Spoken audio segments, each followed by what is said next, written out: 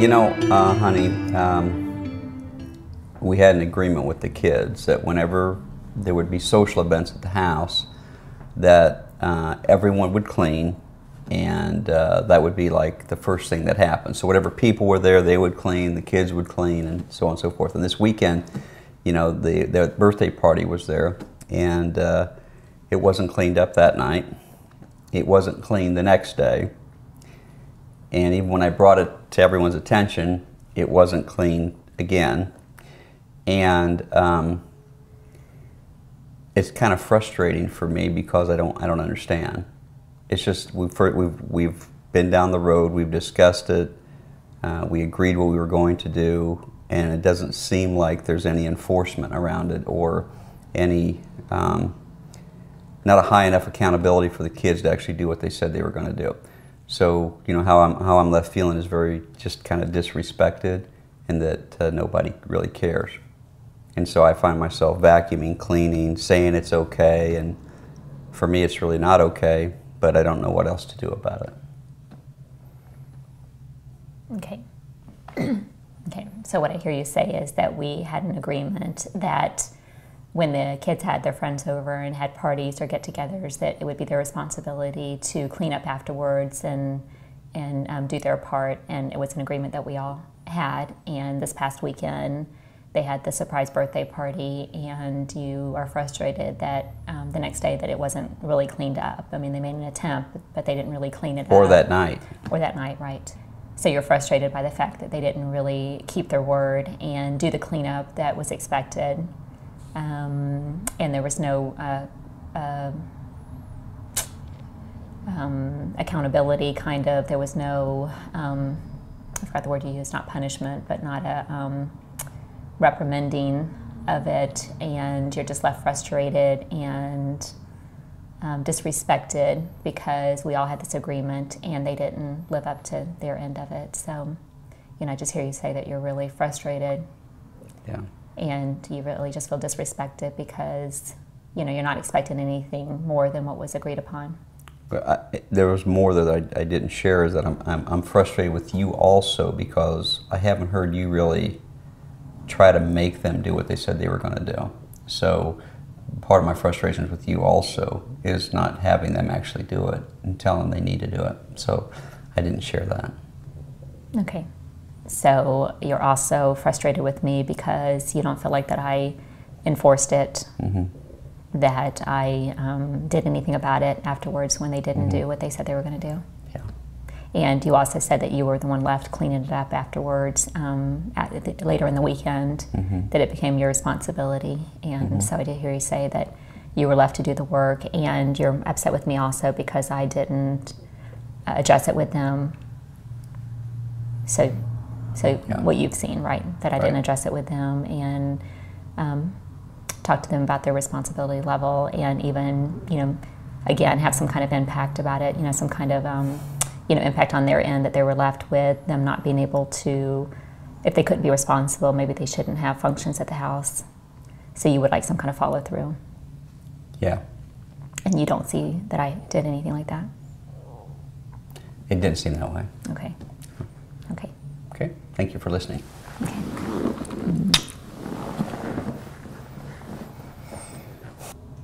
Now we're going to switch roles, and I'm going to rave Angie next. And man, this is really hard for a lot of us, or I want you to consider that a lot of us wear a filter to where we think we hear him say something, or we get hooked by something, so we quit listening. So guys, it's harder for us to do this with the emotional thing. One thing I had to notice about myself when I was doing the rave is my choice of my words towards my wife, because I guess in the past I would have said things like, now you know darn well they're not supposed to have any more get-togethers if they don't clean up, and here we go again. You know, same thing, and nobody acts like it's a big deal, and we have the same issue over and over and over, and because we don't be our word, our kids keep doing the same things. And I could get mad, I could get angry, and that's the way I used to handle things in the past. And on the same hand, as the listener, I have got all my defenses going on, that he doesn't really know the whole story, you know, that, you know, I've got my point of view too. And if I'm more concerned and committed to being right and proving my point and having myself be heard over trying to listen to him, then, you know, again, that's what most of us do. And you can see, you know, how it's shown up in most of our lives that does not work. You know, if it's dirty fighting, if I, you know, play confused, if I, you know, be defensive, if I do any of the things other than listening, then I'm not doing the tool right. Okay, or if he's blaming me and attacking me and accusing me and pointing his finger and being overreactive, then he's not doing it right. So yeah, and again, notice we held hands even through the tough stuff. So and then I thanked her. You know, I may not have gotten everything I want. Maybe nothing changed, nothing was different, but she listened, even if I was wrong. Yeah, and the tool is not to do that at this point. The tool is not to fix anything. It's not to really work it out. It really is just the gift of being heard, the gift of being listened to. Yeah. So if you consider I'm giving my spouse a gift, and the gift is I'm just going to repeat, affirm, and validate their feelings, and I'm going to care about it. Whether I agree with it or not, this is not about agreement. It's just I care enough about my spouse to give them this gift. So this is a gift, and how do we treat gifts normally? You don't buy yourself roses for your wife and then smash them down and beat them up and crunch them and break them and then say, here's your roses. No, a gift is a gift. You know, you handle it with ease and care and honor and, you know, the way a gift should be presented. So that's an easy way to look at this. And you don't take a gift back either. When you give it to you don't take it back. So when I agree to do a rave with Don, when I agree to sit and listen to him, then I'm giving him that gift and I can't take it back. As soon as I get upset or triggered about something, that I got to remember what I'm committed to, and you know, the intentionality is the important part. Now, we were intentional in our rave. You know, we're sitting down, we're doing the, you know, the emotional openness, the physical closeness, but a lot of times you can rave across the room. Hey, you know, what I heard you say was you're really upset that the Falcons are down by 7 points. I can see how that upset you. You know, whatever it is, you can rave someone anytime, any place. It doesn't require this. This just teaches you how to do it in a practice-controlled format. But the rave can continue, you know, in different ways. So now I'm going to rave my wife, and for those of you that pray, you can pray for me now. Okay. So, so I would like to share with you that I've actually just kind of had my feelings hurt because I feel like that you're just not sharing a lot of new information with me, that I am hearing things when you have conversations with people on the phone or even, you know, text and stuff that I'm just not seeing. I mean, and I don't think that you're keeping things from me. It's just that I just have a more of a need for knowing details and hearing information and know what kind of things are going on out there in our lives. I realize I have a bigger need than you do on that, but it really does upset me that I feel like I don't know things unless I hear conversations, you know, overhear a conversation, or if I read something, or so I have really been bothered lately that I just don't feel like you're sharing new information with me, the important details, and I know a lot of things you just don't think is important to me, but you know, again, I just do have a higher need for the details and for, you know, what's going on with the other relationships in your life. And so I really feel like I've kind of been left out of the loop lately, so it leaves me feeling like I don't matter. A big thing too that it really makes me feel like I'm not prepared. So when I hear you share that we're doing something or going somewhere with someone else or something, it just makes me crazy, you know, like, you know, kind of on guard all of a sudden, because I feel like, you know, when were you going to tell me, you know, would I be prepared, you know, why are you keeping it from me? So again, maybe a disrespect I feel too, but the biggest thing is just feeling like I'm not getting the information that I need for our lives. So. Okay.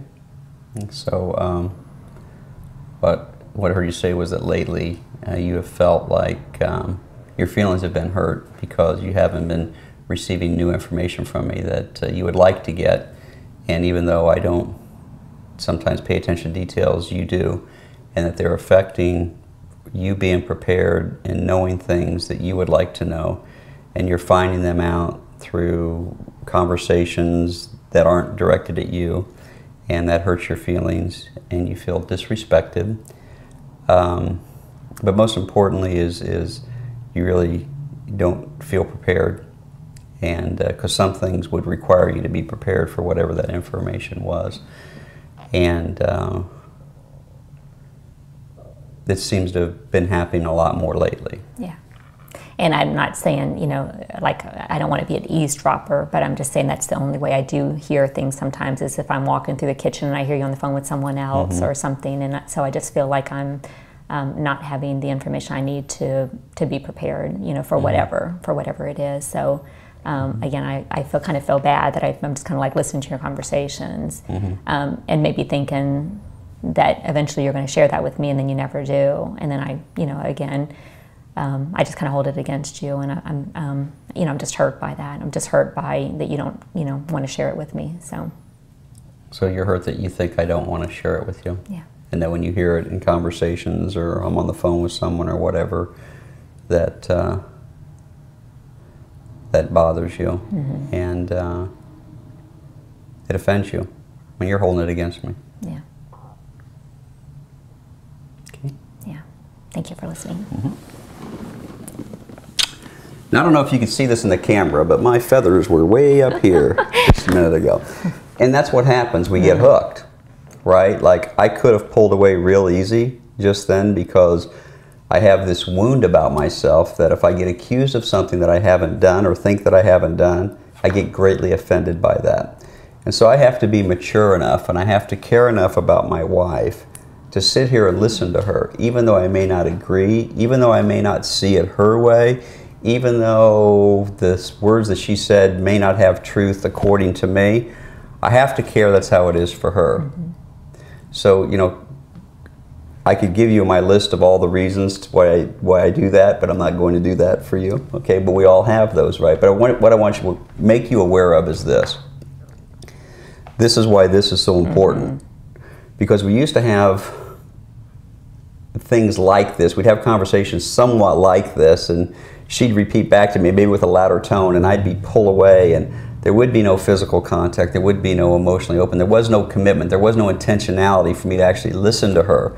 So what I would do is I'd start justifying, explaining myself, proving she's wrong. I'd give her lots of evidence and all the things that I used to do in the past. And tell me all the things I did wrong. Yeah, and tell her all the things she did wrong. And I was really good at it too, by the way, so that's another series.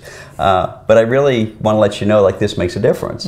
When I actually sit down, I listen to what Angie has to say, and I don't let myself get hooked. The way that you'll know you're hooked is when you can't repeat back what she says. You're too busy listening to what's going on in your own head. Yeah, you become a victim, and it's all about you. Remember, without goodwill, empathy, respect, and integrity, I have an agreement with my wife that this is the way I'm going to do it. And so I'm going to honor that agreement. Is it easy? This isn't about being easy. Especially when you feel like you're, you know, a lot of this was, you know, a lot safer, a lot more emotionally stable conversation, but many times you'll actually want to think about using the rave when you're in a big upset, because a lot of times, you know, we just get, our partner just gets emotionally hijacked, or we get emotionally hijacked, and we're just triggered, and all of a sudden we're not being very responsible in our actions and our words, okay? And then as the other partner who's seeing that, you know, we have a choice. You know, that's where the intentionality comes in, because two wrongs will never, ever, ever make a right. So if my husband's triggered and upset about something, the best thing I can do for us is, even if I don't want to do it for him, but for us, I can be intentional to get into my thinking part of my brain and really listen to what's there for him.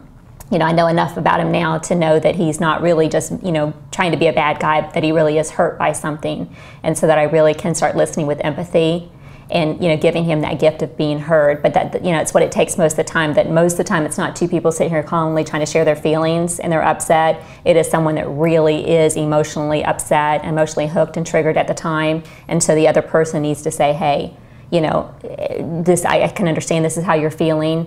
You know, I really hear what you're saying. You know, I can understand, and, you know, and just really give them that gift of being heard. I mean, you don't have to agree with everything they're saying, but just that gift of being heard, that will make a difference. And if you get hooked, do a timeout. Say, you know what, timeout. I got to recoup. I want to do this the way I said I was going to, but right now I'm not being my word. Be man enough or woman enough to say, hey, I'm not doing this the way it's designed. Give me just a moment. What you said just hooked me, and I really want to listen to you. Okay, now that's maturity, all right? And that's a level that we want to go to, because we're going to get hurt. This exercise will be painful at times, but stay connected. If you get hooked, don't get in a fight about it. Just look at it yourself and say, hey, no, I gave my word. I'm going to do this the way it was designed. All right. And I do want to share one other way to be able to powerfully use the tool is sometimes it isn't a bad thing that's trying to be discussed. And I'm just sharing from my example in our marriage. Don likes to share with me positive, upbeat things a lot of times, and I am so, like, you know, Porter has shared before, just task-oriented, and I'm focused on moving on to the next thing that I don't even get to appreciate the joys that he has, okay? So, or shares just what I consider the negative side of something. I may share, hey, the sky is blue, and she might say, did you see that cloud? Exactly, exactly. So again, the gift of being heard is the gift of being heard, whether it is something good or something bad. So I have to practice, and I still am practicing when my husband has something exciting to share with me, to be able to listen to him and repeat back, you know, some of that excitement to him and really get it, instead of just dismissing it and telling 14 things that's wrong with it maybe. But I actually can acknowledge his joy and the happiness that he has, and he needs that from me. You know, he needs me not just to, you know, be practical and dissect something and tell them, you know, all the things that could be wrong with him, but just to share that joy too. I mean, the gift of being heard with the bad and with the good. Yeah. Okay. Thank you.